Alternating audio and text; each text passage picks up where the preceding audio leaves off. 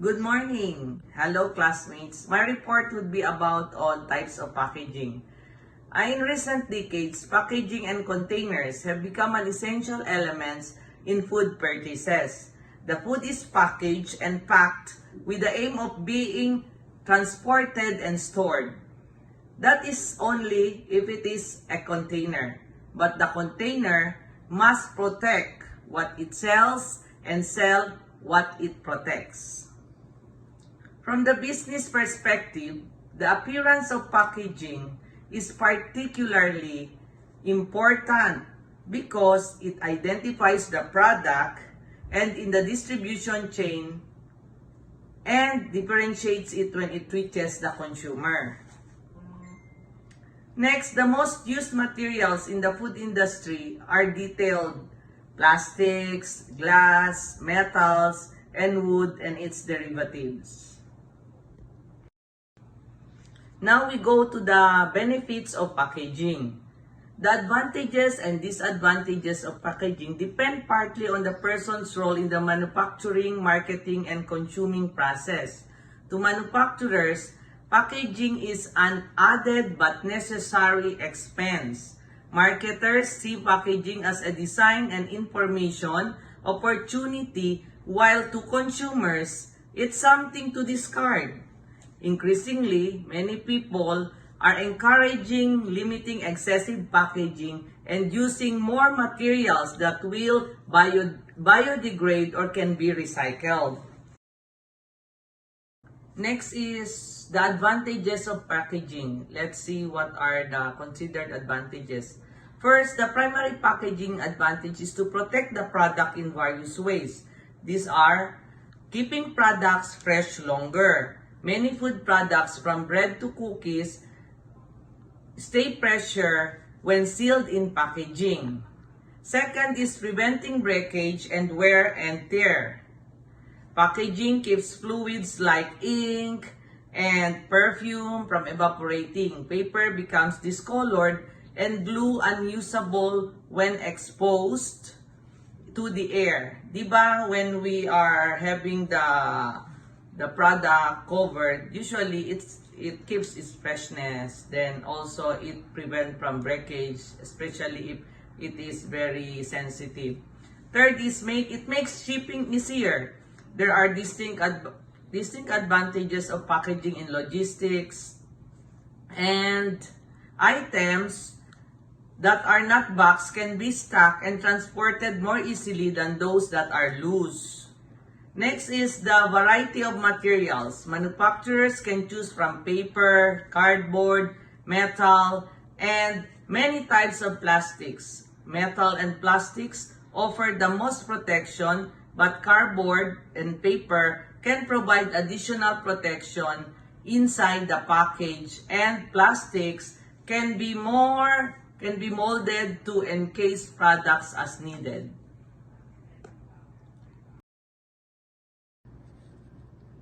Earlier, I discussed about the advantages.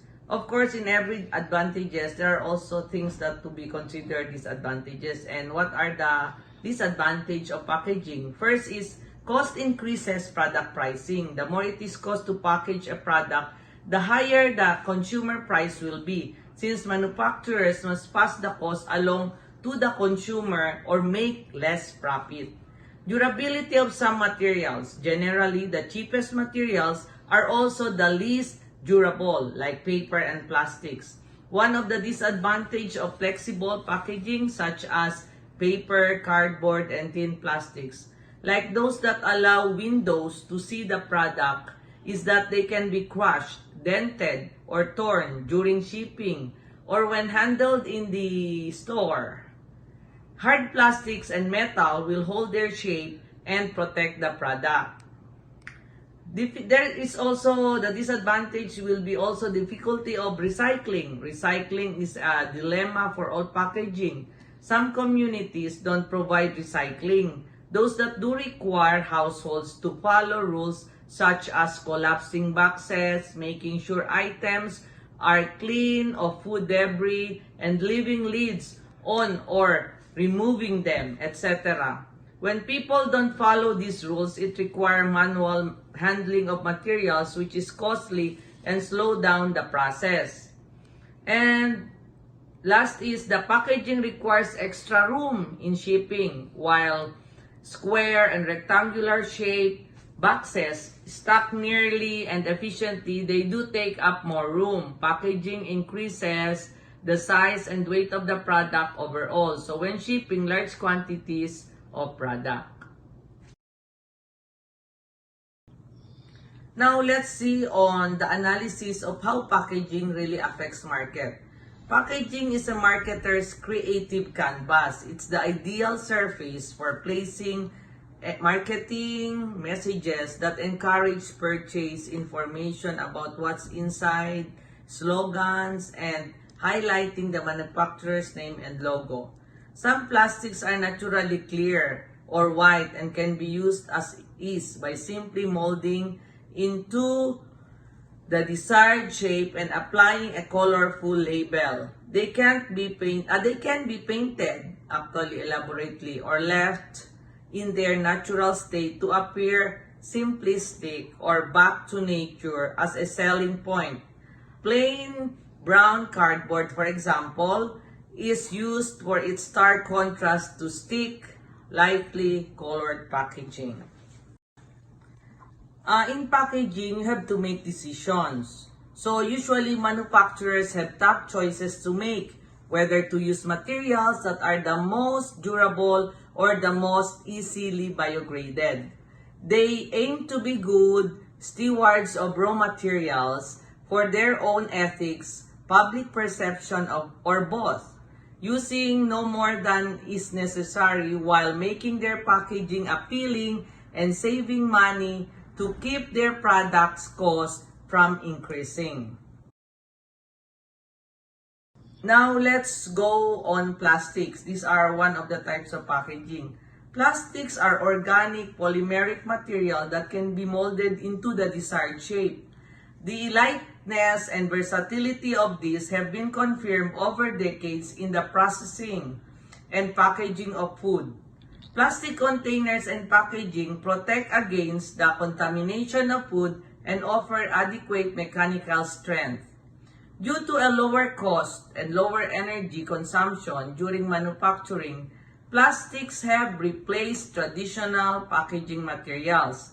In addition, they are able to preserve and protect the food for longer, minimizing the use of preservatives. In relation to the consumer, they are easy to handle and open and offer an effective surface for printing, labels, or brands. However, although plastics are recyclable materials, they are pollutants.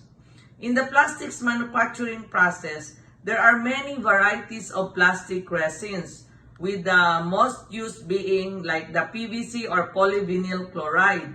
It is very resistant to humidity, fats, and gases. We also have the polyethylene and its varies like the PET, HD, or HDPE, LDPE.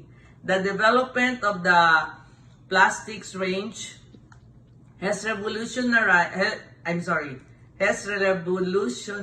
and packaging industry, allowing plastics to compete directly with glass bottles. Polystyrene or PS is the plastic of choice for the thermoforming due to its strength. What are the benefits of plastics packaging? Here are some of the benefits in choosing plastic packaging. What? Number one is being lightweight. It's lightweight and it's durable. Third, it's sustainable. Fourth, it's cost effective. And fifth is it's versatile. So when you talk about lightweight, usually it's really it's very based on our experience, we can see that plastics are lightweight and most of them, even people, are reusing it. The next topic would be aseptic processing. The aseptic processing are for foods that are sterile and are to be maintained sterile. These items include, one is liquid, eggs, milk, and milk product drinks. along with other foods that are processed and need to be preserved for longer periods of time. Aseptic packages are made of a mixture of paper, polyethylene, and aluminum and contain a tight inside layer of polyethylene. Sterile pharmaceuticals are mostly packaged in plastics or glass such as syringes and vials. Okay, let's talk about trays. Trays is, of course, it's very self-explanatory. You have seen it. So trays are what meats, plant seeds, and drinks can be carried in. They are mostly flat with raised edges to keep the product in place and are made of various materials such as paperboard. Now let's talk about metals like steel, tin, and aluminum. The main use of these metals is the preservation of canned foods and beverages. The most commonly used are tin-coated steel and aluminum cans. It is an opaque material that provides an advantage for food that is sensitive to light. Tin cans are made of steel sheet covered with tin as a measure of protection against the corrosion of steel, especially when they contain products with low pH. Aluminum is increasingly used for canning due to its lightness, low cost, and capacity to be recycled. It can be found in packaging, bottle closures, and wraps and laminates. It actually has the same barrier properties as steel, but with the advantage of being resistant to corrosion. That's why most of the companies use aluminum. Aluminum foil is formed by layers of laminated aluminum. It is a highly flexible product that allows to preserve or protect food in the domestic environment. However, it is difficult to use in modern fast packaging equipment due to wrinkles, rips, and marks. Thin-walled aluminum cans are suitable for carbonated beverages, while white-walled cans are suitable for steam sterilization, and optionally, internal lockers can be used also on this. The next is, let's talk about glass packaging. Glass is an inert material that is impermeable to gases and vapors. It is an excellent and completely neutral oxygen barrier when in contact with food. However, it is a fragile, heavy material that requires a lot of energy to be manufactured. Glass uses one of the most abundant raw materials on the planet, silica, but it is not renewable. Despite this, it is a recyclable product since it can be used as a container repeatedly. Diba, we are using the glass even in our house. If we buy peanut butter, if we buy Lady's Choice, sometimes we place our food like fruit salad or anything else or sugar, and then we reuse it. Then more than 75 billion glass containers are used per year in the food industry, being its main use for wines, juices, baby food, and soft drinks. Glass containers can be bottles, which is the most used, jars, glasses, ampoules, jars, and others. However, this material is not used for frozen products due to the risk of breakage. Now, let's talk on the wood, cardboard, and papers as a packaging material. Products derived from wood are widely used in the packaging of food in the form of paper and cardboard. Paper is a very cheap, lightweight product with excellent printing capacity. Although it is very sensitive to moisture, it can be corrected with a combination of paper and other materials such as plastics or paraffin. Cardboard is a material made up of several superimposed layers of paper, making it thicker, harder, and more resistant than paper. Its main use is for packaging and containers in the form of boxes. In recent years, paper and cardboard manufacturers are paying special attention to issues related to health and the environment by working with the recycled products that increase the useful life of these raw materials. Advances in packaging techniques. What are the advances? The evolution of packaging techniques together with those of the food preservation transforms from the processes of manufacturing, distribution, purchase, and preparation of food for both the business and consumers. Technological advances such as the incorporation of antioxidants in food packaging. Then we also have the increase the shelf life of food. This system is based on the addition of particles to the packaging materials to prevent the oxidation of nutrients. In this case, the antioxidants can be incorporated during the manufacturing process or impregnate the walls of the container before coming into direct contact with the food.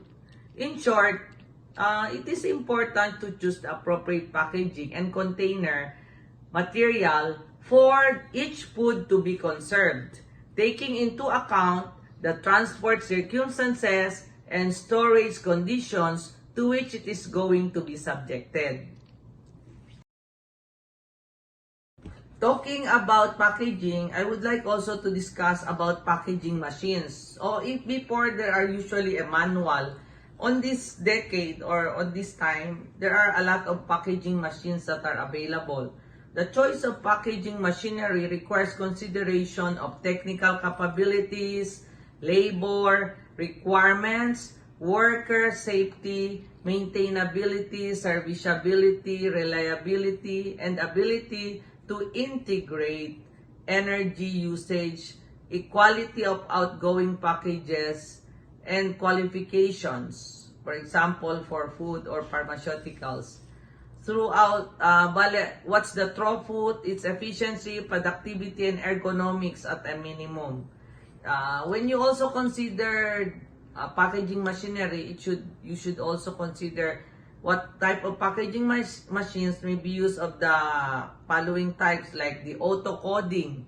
What's the auto-coding of the label and date verification, which is very important because most of the part of the packaging would be the expiration date or the manufacturing expiration date. Blister. So on blister, what kind of machine is ideal? Skin and vacuum packaging machines. Capping or overcapping, leading, closing, seaming, and sealing machines, they are available. Cartoning machines, like for example Tetra Pak, and actually there's a Tetra Pak company already that are available. I mean, you can have the contract with them and they produce you the machine and they do the maintenance.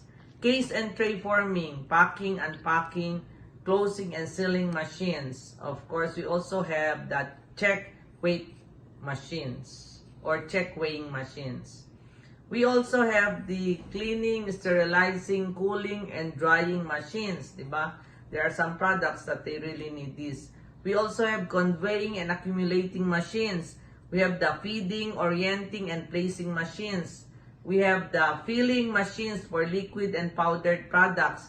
We have package filling and closing machines. We have the form, fill, and seal machines. We have inspecting, detecting, and check weighing machines, yung 3-in-1 already, aside from those individual one. We have the palletizing, depalletizing, and pallet unitizing machine. Labeling, marking, and other product identification machines. And we have also the wrapping machines. Let's talk about reducing food packaging. Reduced packaging and sustainable packaging are becoming more frequent. The motivation can be government regulations, consumer pressure, and retailer pressure, and cost control. Reduced packaging often saves packaging cost. Now, let's talk about recycling of food packaging. So, after use, organic matter that is still in the food packaging needs to be separated from the packaging. This may also require rinsing of the food packaging. Now, food packaging is created through the use of a wide variety of plastics, metals, papers, and glass materials. We all know that. I have mentioned that earlier. Recycling the products differs from the act of literally using them in the manner that the recycling process has its own algorithm, which includes collecting, sourcing, processing, manufacturing, and marketing these products. According to the Environmental Protection Agency on one of the country like United States, that recycling in the United States has a rate of 40% of the food packaging are being recycled. That's based on the 2005 data pa, so that's around 14 years ago. So maybe now they have more percentage of recycling. And they were also created, recycled. They use this because of the problem on garbage. Now, we also talk on trends in food packaging. What are the trends now?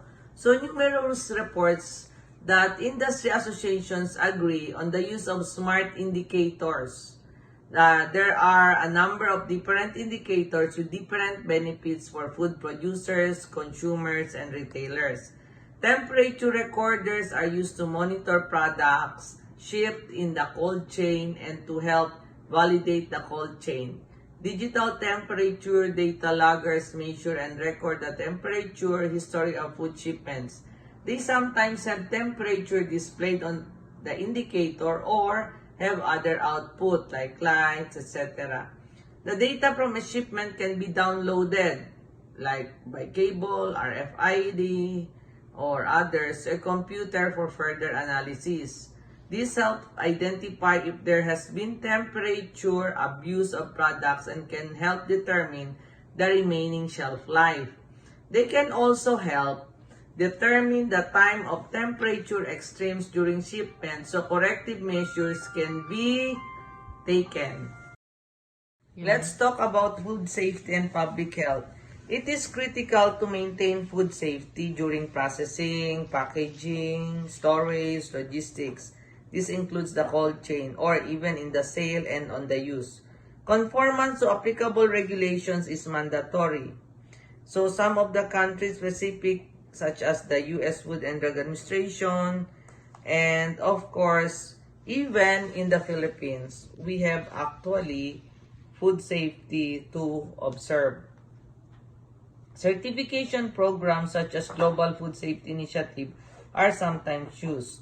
Food packaging considerations may include use of hazard analysis and critical control points, verification and validation, protocols, good manufacturing practices, use of an effective quality management system, track and trace system, and requirements for label content. Special food contact materials are used when the package is in direct contact with the food product, depending on the packaging operation and the food. Packaging machinery often needs specified daily washdown and cleaning procedures. Health risks of materials and chemicals used in food packaging needed to be carefully controlled. Carcinogens, toxic chemicals, mutagens, etc. need to be eliminated from food contact and potential migration into food. Besides this, the consumer need to be aware of the effect of certain chemical. After talking about packaging, I would like also to discuss packaging and packaging labeling. So, when we say physical protection, the food enclosed in the package may require protection from among what are these? Like shock, vibration, compression, temperature, and bacteria, and etc. Second, we have the barrier protection, a barrier from oxygen, vapor, water vapor, dust, etc. It is often required permeation. It is a critical factor in design. Some packages contains desiccants or oxygen absorbers to help extend shelf life. Modified atmospheres or controlled atmospheres are also maintained in some food packages, keeping the contents of the food clean, fresh, and safe for the intended shelf life. is a primary function. Containment or agglomeration. Small items are typically grouped together in one package to allow efficient handling of liquids, powders, and granular materials. They need containment. Information transmission. What does it mean? The package and labels communicate how to use, how you transport, how you recycle or dispose of the package or the product. Some types of information are required by governments. Like for example, in the Philippines, the Food and Drug Administration, when you register the product, this is assuming that the one who is manufacturing the product has already a license to operate that was secured to the Food and Drug Administration. Now, there is a law for labeling. Under AO 2014-0030, it is on the requirements of labeling, and there are like 12 steps. But you can also check that on the internet. It is available. Now, the next, we talk about marketing. The packaging and labels can be used by marketers to encourage potential buyers to purchase the product. Aesthetically pleasing and eye-appealing food presentation can encourage people to consider the contents. Isn't it even ourselves? When we go to the supermarket, usually we try to look those beautiful packaging and we are really enticing. It's enticing to buy. And especially sometimes also if they have already the name, we also buy them because they have the credibility, or we know that the food is good or it tastes good or it's delicious. Package design has been an important and constantly evolving phenomenon for several decades. Marketing communications and graphic design are applied to the surface of the package and, of course, in many cases, the point of sale display. The color of the package display plays a role in evoking emotions that persuade the consumer to make the purchase. Another discussion is on security. Packaging can play an important role in reducing the security risk of shipment. Packages can be made with improved tamper resistance to deter tampering and can also have tamper-evident features to help indicate tampering. Packages can be engineered to help reduce the risk of package pilferage.